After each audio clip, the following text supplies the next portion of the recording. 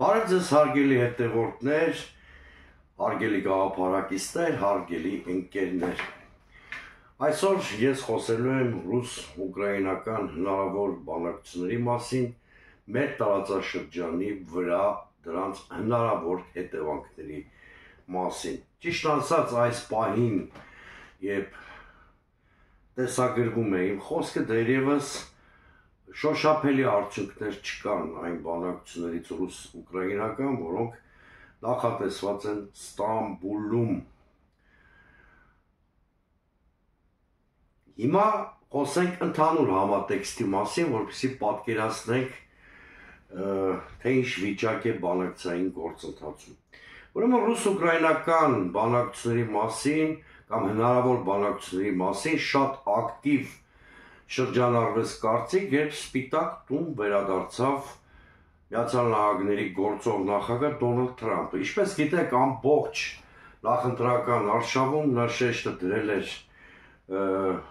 ռուս-ուկրաինական պատերազմում խաղաղության ձեռքբերման անհրաժեշտության վրա։ Դրա մասին խոսում էր բացահայտ, ասեմ ավելին, նա պատերազմի սանձազերծման պատասխանատվությունը դրեց Բայդենի և Զելենսկու վրա։ Բայդենին մեղադրում էր մասնավորապես, որ նա այս վիճակին է հասցրել հակամարտությունը, որովհետև մտադրվել է ընդարձակել ՆԱՏՕ-ն, այսինքն թեզեր, որոնց մասին օրինակ ես էլ եմ խոսել մինչև Թրամփի ընտրարշավը, ես էլ Լևոն Զուրաբյանն էլ, ես լուսամետ էին համարում, անարգանքի սյունին էին գամում, հիշում եք, հիմա այդ մասին խոսում է Միացյալ Նահանգների նախագահը։ Իհարկե նախընտրական արշավում էյֆորիկ կամ լավատեսական էին Թրամփի հայտարարությունները, հիշում եք, նա ասում էր, որ հենց ոտնի Սպիտակ տուն 24 ժամում այդ պատերազմը կդադարեցնի, հետո ասեց մինչև Զատիկ, հետո խոսում էր իր 100-ամյա մինչև 100-օրյակը պաշտոնավարման, որ դադարեցնելու է պատերազմը։ Հիմա արդեն ժամկետներ չի նշում, իհարկե պարբերաբար ինչ-որ հրաշալի լուրեր է խոստանում, բայց արդեն ժամկետներ չի նշում։ Մի խոսքով ուզում եմ ասել, որ գլխավոր շարժառիթը, որ ռուս-ուկրաինական բանակցությունների մասին սկսեցին խոսել, դա Թրամփի վերադարձն էր Սպիտակ տուն։ Հենց այդ փուլից էլ սկսվեց տարանջատվել Միացյալ Նահանգների և Եվրամիության առաջնորդների քաղաքականությունը ուկրաինական հարցում, որտեղ Եվրամիությունում շարունակում են իշխել գլոբալիստական ուժերը և նրանք շարունակում են մի քաղաքականություն, որի իմաստն այն է, որ պետք է կռվել մինչև վերջին ուկրաինացին։ Այսպիսի իրավիճակ է և գոնե ուկրաինական հարցում հիմա դժվար է խոսել միասնական արևմուտք կոչվածի մասին։ Հետո Զատիկի և հաղթանակի օրերի առթիվ Պուտինը եռօրյա հրադադարներ հայտարարեց, ճիշտ է ամբողջովին այդ հրադադար ուժի մեջ չմտավ, որովհետև կողմերը մեկը մյուսին մեղադրում էր դրա ռեժիմը խախտելու մեջ, բայց պատերազմական գործողությունների ինտենսիվացման որոշակի թուլության ականատես եղանք։ Հենց ամսի 11-ին Կիևում հանդիպեցին Եվրամիության մի շարք երկրների ղեկավարներ, Մեծ Բրիտանիայի վարչապետը, Ֆրանսիայի նախագահը, Գերմանիայի կանցլերը, Լեհաստանի վարչապետը, որոնք Ուկրաինայի հետ միասին Պուտինից պահանջեցին 30-օրյա հրադադար։ Եվ թերևս 11-ի լույս 12-ի գիշերը տեղի ունեցավ ուշագրավ իրադարձություն։ Համենայն դեպս իմ քաղաքական գործունեության 30 տարիների ընթացքում ես նման բան չեմ հիշում։ Գիշերը ժամը 2:30 տեղի ունեցավ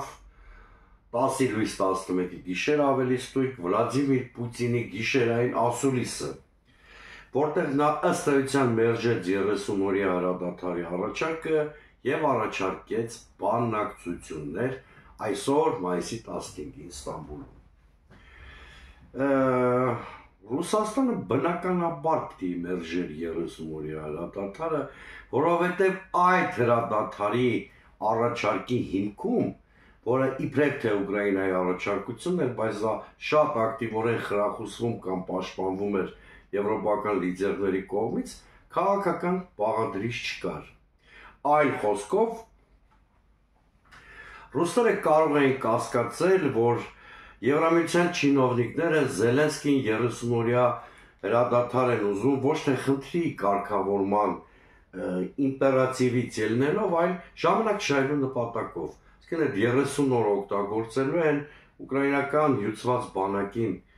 վերազինելու, վերադասավորներ իրականացնելու համար։ Դրա փոխարեն Մոսկվայի դիրքորոշումը շատ պարզ է։ Նրանք ասում են, որ ոչ թե հրադադարի պետք է գնալ, այլ խնդրի կարգավորման, ընդ որում պետք է առաջին հերթին ըստ Մոսկվայի վարկածի վերացվեն այս հակամարտությունը ծնող պատճառները։ Հասկանալի է, որ հակամարտությունը ծնող հիմնական պատճառը ՆԱՏՕ-ի ընդարձակման քաղաքականությունն է։ Ռուսները շատ վաղուց շատ բացահայտ ասում են, որ Ուկրաինան պետք է լինի ոչ բլոկային, ոչ միջուկային պետություն։ Եվ այսպես, դրանից հետո Ուկրաինան կոնտրառաջարկություն արեց, Զելենսկին ասեց կմեկնի անձամբ ուրեմն Թուրքիա եւ այնտեղ էլ կսպասի Պուտինին, Զելենսկին իհարկե մեկնեց Թուրքիա, բայց շատ շուտ հասկացավ, որ նրա մոտ Պուտինը չի գալու, ավելին Պուտինը Ստամբուլ է ուղարկել Դորմաբաչի պալատ, այնտեղ էլ տեղի ունենալու բանակցությունները, նույնիսկ նախարարական պատվիրակություն չի ուղարկել Պուտինը, Բաքու տեխնիկական պատվիրակություն է ուղարկել իր օգնական Մեդինսկիի գլխավորությամբ։ Այստեղ սիմվոլիզմ կա, սիրելի հետևորդներ, Մեդինսկին այն մարդն է, որը ռուս-ուկրաինական բանակցություններում ռուսական պատվիրակությունը ղեկավարել է 2022 թվականին։ Այսինքն ռուսական նախաձեռնության մեջ սիմվոլիզմի տարը շատ մեծ է։ Նրանք ըստ էության հասկացնում են, որ բանակցությունները պետք է շարունակվի այն կետից, որ 2022 թվականի հունիսին ընդհատվել է։ Ես ուզում եմ հիշեցնել, որ 2022 թվականի մարտ-հունիս ամիսներին դարձյալ Ստամբուլում, դարձյալ այսնում Դորմաբաչի պալատում տեղի են ունեցել ռուս-ուկրաինական բանակցություններ, որոնք շատ մոտ էին փաստաթղթավորվելու եւ շատ մոտ էր պատերազմը ավարտելու, եթե ըստ Զելենսկու ժողովրդի ուժխմբակցության ղեկավարի հավաստիացման Ջոնսոնը վերջի պահին չհորդորեր Զելենսկուն հետ կանգնել բանակցություններից կամ համաձայնություն ստորագրելուց։ Ջոնսոնը կարծում եմ հասկացաք, որ խոսքը Մեծ Բրիտանիայի նախկին էպատաժային վարչապետ Բորիս Ջոնսոնի մասին է։ Ահա ռուսները հասկացնում են, որ Ստամբուլում ոչ թե զրոյական կետից պետք է բանակցությունները սկսվեն, այլ այն կետից, որ ավարտվել է։ Ընդ որում շատ հետաքրքիր եւ ուշագրավ մի տեղեկություն էլ հայտնեմ կամ միտքել արտահայտեմ, ռուսները հասկացնում են, որ հիմա բանակցությունները Ուկրաինայի համար շատ ավելի անբարենպաստ համատեքստում են տեղի ունենալու եւ դրա մեջ ճշմարտություն կա։ Ի վերջո բանակցային գործընթացի վրա ուղղակի ազդեցություն ունի այն վիճակը, որ ստեղծված է ռազմաճակատում։ Իսկ հիմա ռուսները տիրապետում են 4 մարզի գումարած Ղրիմին եւ նրանք ըստ էության պահանջելու են, որ ռազմաճակատում ամրագրված ինչ-որ կերպ փաստաթղթավորվի։ Իդեպ ես այստեղ ուզում եմ շատ կարևոր նկատառում հայտնել, որ միշտ արտահայտել եմ նաև հայ-ադրբեջանական կոնֆլիկտի հետ կապված։ Ռուս-ուկրաինական հակամարտության մեջ կատարյալ դիսբալանս է, այսինքն ռուսական կողմը անհամեմատ ուժեղ է ռեսուրսային իմաստով, ի վերջո միջուկային պետության հետ գործ ունենք եւ ինչքան երկարի պատերազմը, այնքան Ուկրաինայի համար պայմանները բանակցային ոչ բարենպաստ են լինելու։ Եթե այսօր խոսվում է 4 մարզի մասին, Զելենսկու հապաղումը վաղը բերելու է նրան, որ ոչ թե նրան, որ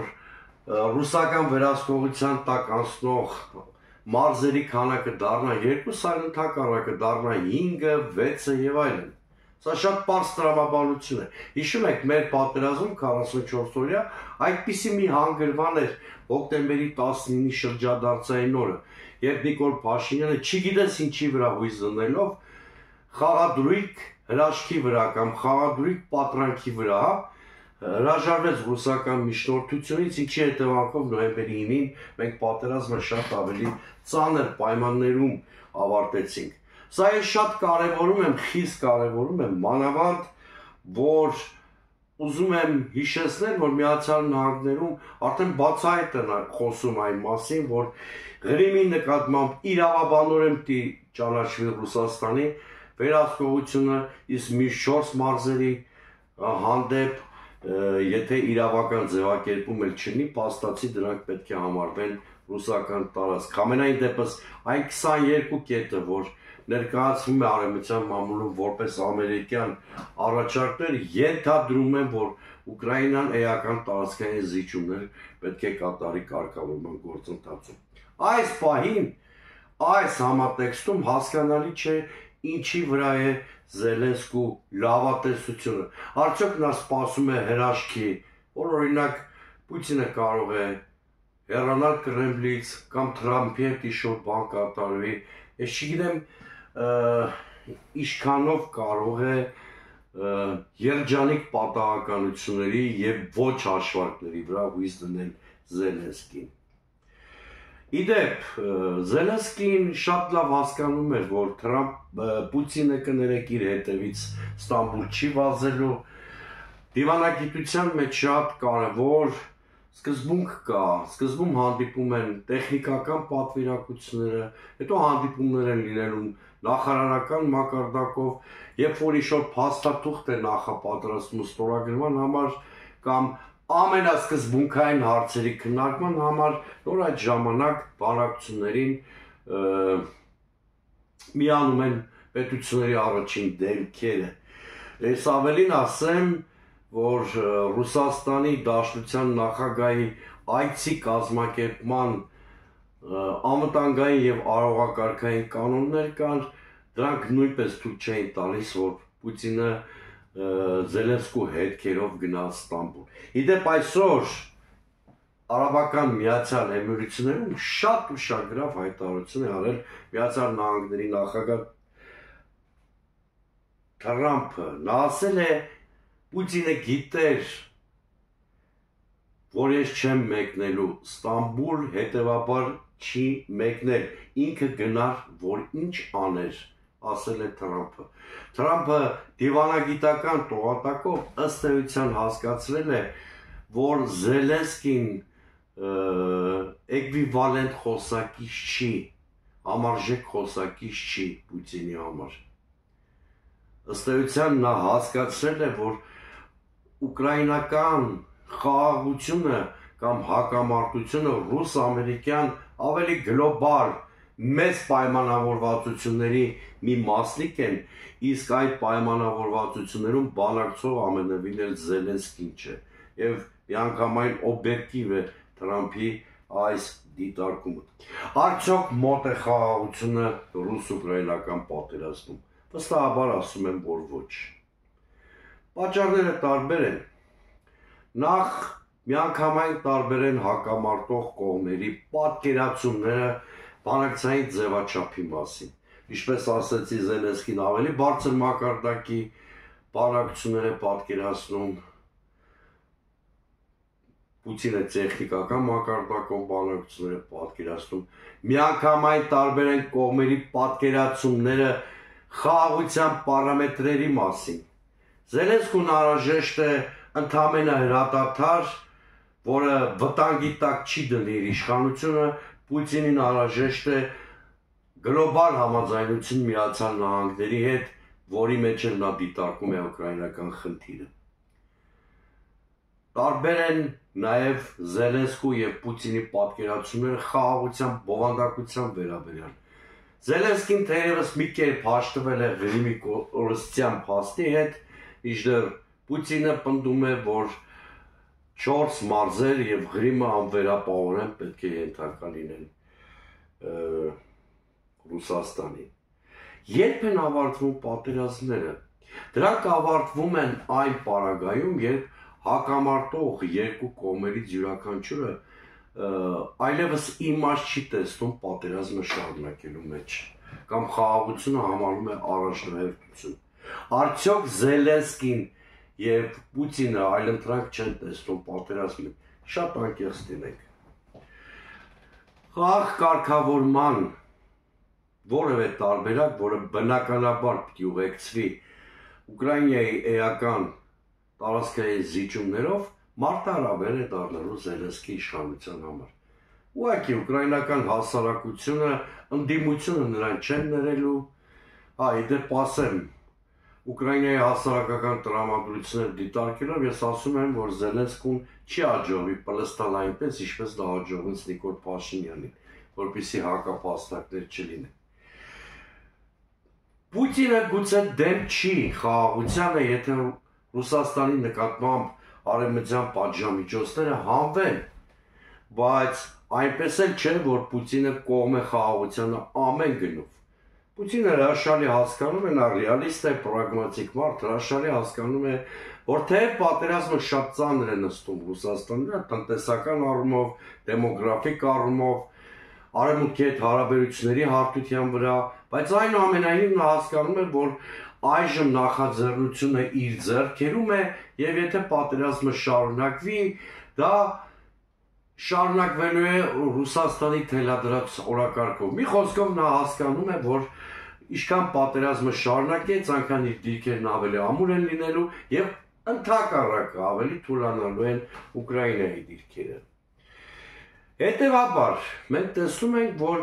բանակցային միջավայրում դերևս չկա քաղաքական այն համատեքստը, որը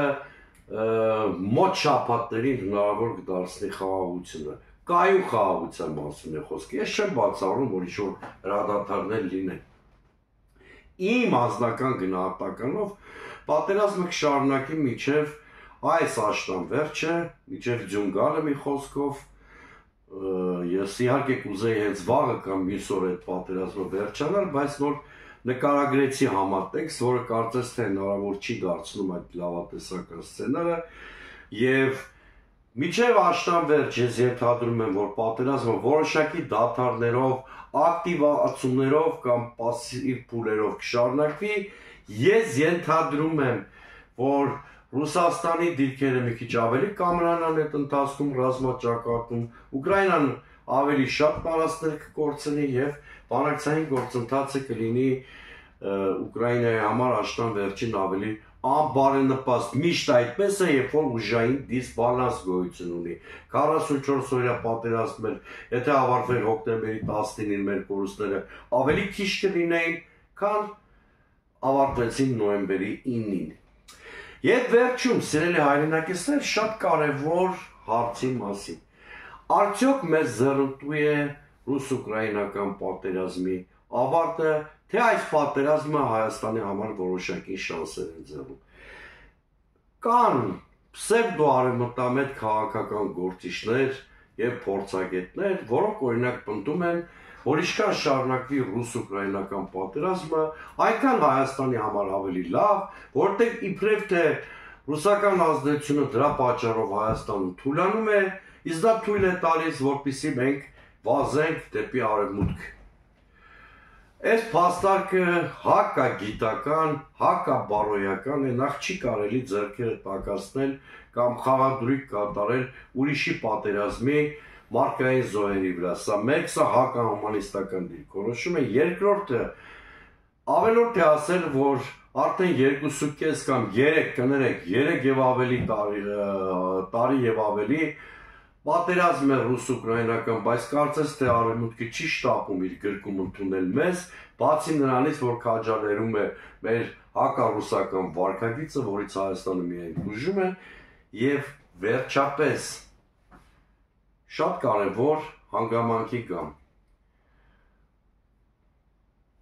Նշեմ այն երկու կարևոր գործոնները,